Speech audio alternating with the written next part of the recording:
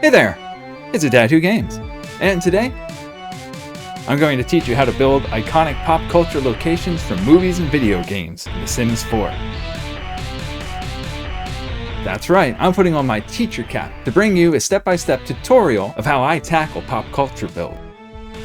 From building a shell, decorating the exterior as well as the interior, to finishing it off with an attractive yard, we're gonna do it all. Welcome back. Or welcome to my humble channel. I am Greg, and I'm a Dad Who Games. One of many, but only one me. I hope you're ready to learn, because in addition to walls, windows, doors, roofs, all of the actual building of something in The Sims 4, I'm also going to share with you the keyboard shortcuts that I really wish I had known when I first started building, because they're absolute game changers. And we are going to cover it all because, being completely upfront, this video is intended for new players, or players who are just now finding an interest of wanting to build something. If you're a seasoned builder, well, then this is pretty much going to be a review for you. But hey, I didn't know a lot of these things after I had already been building for a while, so who knows, maybe you'll pick up something too. Just saying. Pop culture is full of iconic homes. I'm willing to bet that at least one or all of these houses immediately calls to mind your enjoyment of having watched the associated movie or TV show. Do you know them all? Let me know in the comments, but no cheating. So maybe you already have a place in mind to recreate in The Sims 4. Or maybe just now you're only contemplating the idea of tackling such a project. In either case, having a floor plan is a really good idea. It's not necessary by any means, but with how the lots have a grid set up, copying most floor plans is honestly a breeze. But this is what I'm working with. For the life of me, I could not find a floor plan of the house that I selected to build. So via perusing the internet for image stills from the movie, as well as tapping the product of my having watched the movie so many times, I made my own. Do you recognize it? How about now? No? Okay, if you're still not recognizing what movie I'm building from, then you probably weren't around in the late 80s, early 90s, because this is most certainly Marty McFly's house from Back to the Future. Long story short, if you were a kid, or a kid at heart in the late 80s, this movie is on your all-time favorite movie list. Guarantee it. Indeed, I am taking you back to the future. And I couldn't be more excited because this series of movies is 100% on my list of all-time favorite movies. It's got time travel with an insanely cool looking car. It's funny in that completely family-friendly kind of way. It's from the perspective of a kid who also happened to be Alex P. Keaton. Christopher Lloyd. I mean, has there ever been a movie where he isn't lovable? And with my homemade floor plan in my hands, it's time to forge forward. But not without first giving an important tip. No matter what pop culture build you were interested in doing, just know you won't be able to do it 100%. It's just not possible. It's just not possible to perfectly recreate some of these places simply because there's only so many assets and design features that the game itself offers in build mode. You're not going to have a perfect match of every piece of furniture or wallpaper. You just have to use what you got. Try to match it the best you can. All I'm saying is don't beat yourself up if you can't find exactly what you're looking for to make your pop culture build. Or, by all means, take advantage of all the custom content out there. There are some people that will just make things specifically for you. You want this? They'll make that. You want a specific kind of shoe? Somebody will make that for you. I don't know where, but I know it's out there. Anyway, to get started with our shell, we need to first know what we're working with when it comes to walls. Starting with the basics, we've got the wall tool. This allows you to build rooms one wall at a time in any direction. With the custom wall tool, you essentially draw the room and then build all of the walls at the same time. The room tool gives you a rectangle that you can resize by dragging before dropping. Oh, and while I prefer walls up, you do have options up here. Walls down and walls cut away, which honestly makes me dizzy, so I just keep the walls up. With The Sims 4, walls might make rooms, but rooms don't need walls. Instead, think of a room as having four sides and not walls. When you take away the walls of a room, you still have a room. So you can have a flat room with no walls, a walled room, a half-walled room, or a fenced-in room. Or I guess a combination of any of them, I don't know. But anyway, half-walls work exactly the same way as normal walls. You have options when it comes to height and the kind of trim to cap them off. You can draw the walls one at a time, use a drag and drop rectangle, or in one click place entire walls with whatever half wall you have selected. Fences work the same way, only you can't change their height. Also, when you make a rectangle with fences, it will not become a room. This becomes an occasional headache since a fence counts as a side of a room but can't make a room on their own. And to further that, any side of a room can be completely replaced with a fence. So you can take an already established room and turn it into a fenced-in room, but you can't make a fenced-in room with fences. Alrighty then. Now here's the biggest difference between any wall and a fence. When you place a wall, it's solid, immovable, and will force the ground flat. And when you make walls into rooms on uneven ground, the created room will override any incline on the lot. But when we use fences, the game changes. That's right, fences follow the contours of the landscape. Even when you bring fences together as an enclosure, because it doesn't make a room, all fences will bend to fit. Now that we know how rooms work, here are the different default pre-shaped rooms that build mode offers. The non-room room, which I tend to call a flat, the fenced-in room, a platform, half-walled, and full-walled. Every room has the same options. You can change the wall height, which you need to remember that changing a wall's height will automatically change the height of all walls on the same floor. You can rotate the room left or right, move it wherever you like, or make a copy. And then the option that kind of eliminates the need for any of these default options. The arrows raise or lower the floor. Click on a platform and raise it up. And I think the down arrow is clear. But do you notice anything? A flat is just a platform with zero height, which, if you're wondering, does mean you can go in the other direction too. But it doesn't stop there, because you can use the arrows to raise or lower the floors in any room.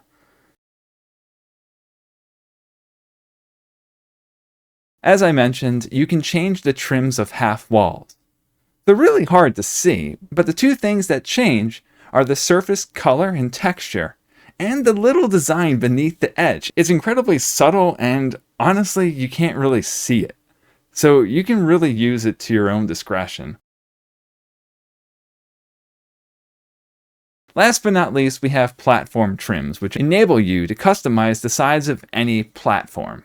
Some of their designs are identical to the house foundation options, but the ones I'm showing here are flush and come in each of the material varieties in the game, enabling you to make a platform blend into any floor. Also, real quick, you can only have curved rooms if you use the pre-made option. You can't place a rounded wall, but note that only full walls and fences can curve. They also, if you need them, they have pre-made options at an angle as well. So, no, I don't use CC, but I do use cheats. No, don't run away. These are the official cheats provided by Electronic Arts. They want you to have fun in their game. Obviously, though, I'm only concerned with the cheats that you use for build mode. There's just a handful that I actually use. Okay, so first we've got Move Object. This is key as it allows you to place any item wherever you want. Without Move Object enabled, You can only place items where Sims can easily interact with them. A window can only be at a height where a Sim character can reach it. If you want to put it way up there, you got to use move objects. And when you use move objects, you're essentially breaking the rule of where things can go. Next is show hidden objects, which this gives you access to all of the items and assets that only appear under certain circumstances. So like for example, if your Sim drinks a glass of water, that graphic of the glass filled and unfilled, that's not something you can just find in build mode, but it still exists. When you use show hidden objects, it gives you access to all of those items, as well as the items and assets that just appear in the world. Like, I mean, when you use this cheat, you can get an entire water tower. Yeah, there's all kinds of wild items that you can get access to with this cheat, but we don't need to worry about that when it comes to building a shell. We'll look more closely into that when we start decorating. Ignore gameplay unlock entitlement makes it so that you can have access to items that when you're playing requires you to make some sort of an achievement. With this cheat, it doesn't matter, and you can have access to anything. Free build mode allows you to build on any lot on the map. So I do indeed use a single mod, and it's by NOCC. Long story short, if there is a quality of life mod for playing or building in The Sims 4, NOCC has it. But despite all of these awesome mods, I only use one, Build Cam Free Mode. It simply allows you to use the free camera while in build mode, instead of having to switch to live mode. Trust me, it's super valuable. Well, I think I've pretty much covered everything that you need to know about walls and rooms to enable you to build a shell. If there's anything else, I'll bring it up during the speed build. But rest assured, everything that I shared with you so far is everything that I'm going to use in building this shell. I also wanted to take a moment to plug this amazing music you hear in the background. It's my original music. And if you like it, you can listen to all of my music on SoundCloud as a Dad Who Games. And I also am dabbling with TikTok and making short little videos for my music as well. So please, if you like what you hear, I'm a Dad Who Games wherever you go. But now it's time to think fourth dimensionally. Well, it doesn't really have any bearing on the build I'm about to start. If you ever decide to build anything other than a house or a residential lot, you use this interface to make sure that you meet all the requirements to have the location function as whatever it is. You can also give traits to the lot, but this is pushing it over to live mode ideology. But suffice it to say, it adds quirks to your lot, like having mischievous gnomes be, well, mischievous to whoever's on the lot.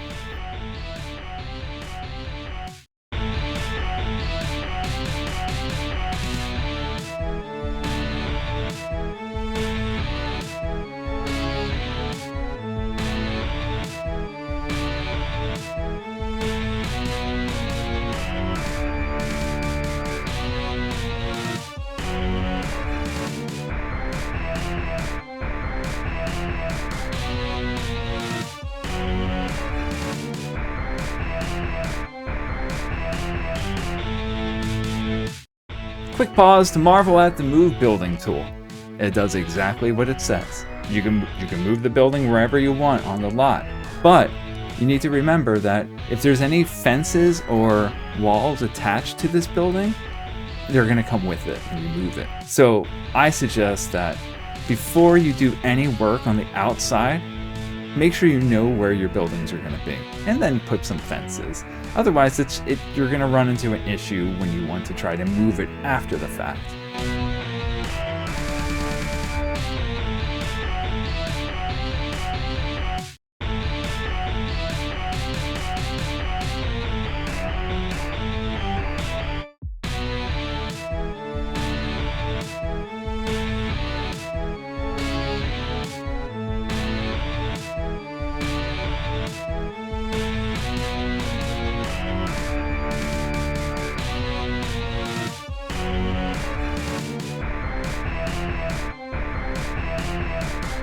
And as was true with walls and rooms, you've got some options when it comes to roofs. They're pretty self-explanatory in their shape options, but there's a couple shortcuts that are important to know. When you place a roof, you get these little white boards that when you click on them, you can manipulate the shape of the roof. But when you press Shift-C, you get some more orbs for even more customization.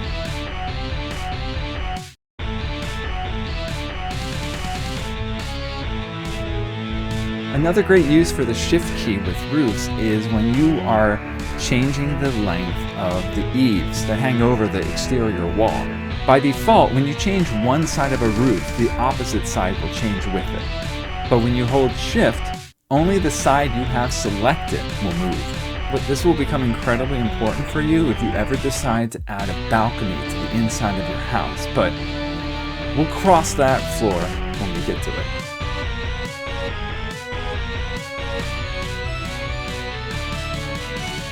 So while you may scour the internet and your memory banks to recreate an accurate pop culture build, there's one hurdle that sometimes you can't avoid. Movie sets versus on-location shoots.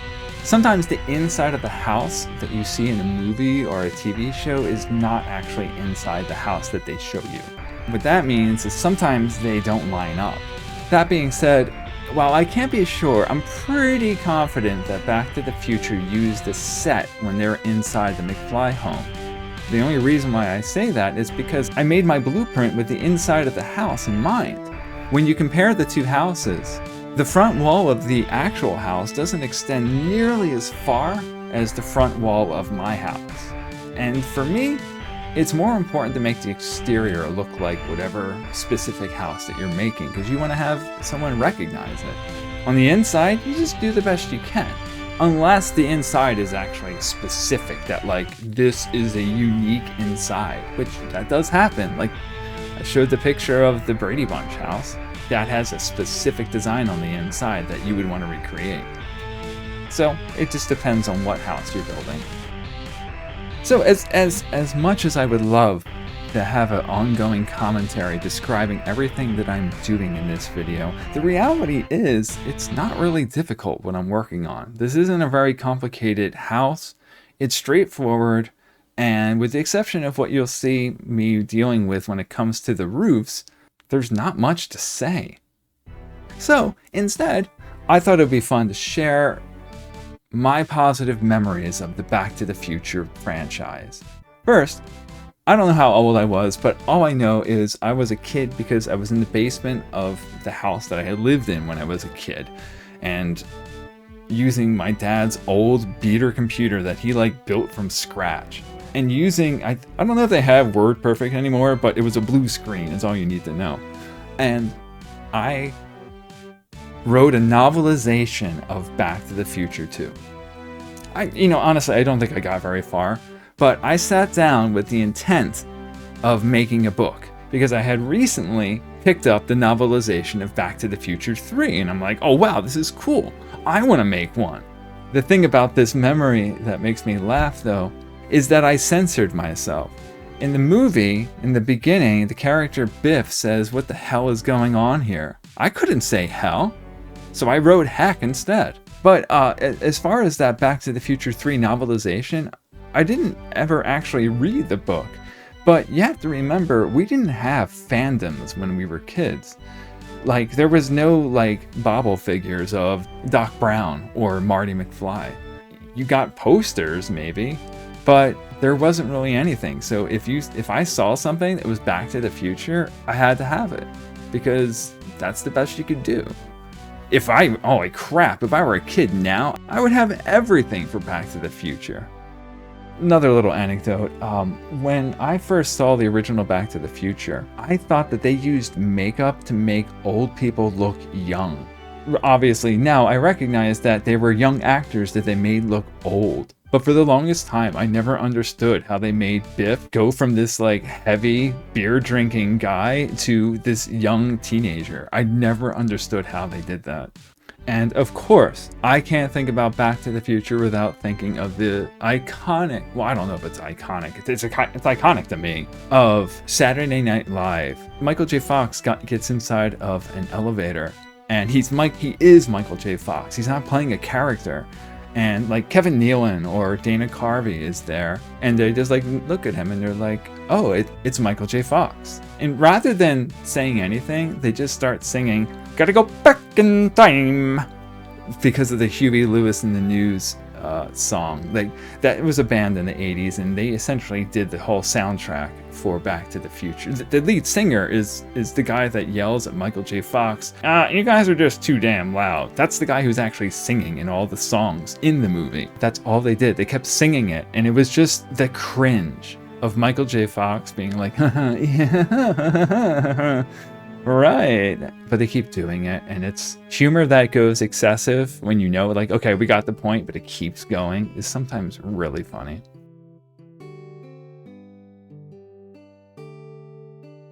Thank you so much again for watching my video. I hope you've enjoyed it. If you're new to my channel, maybe I have convinced you to subscribe.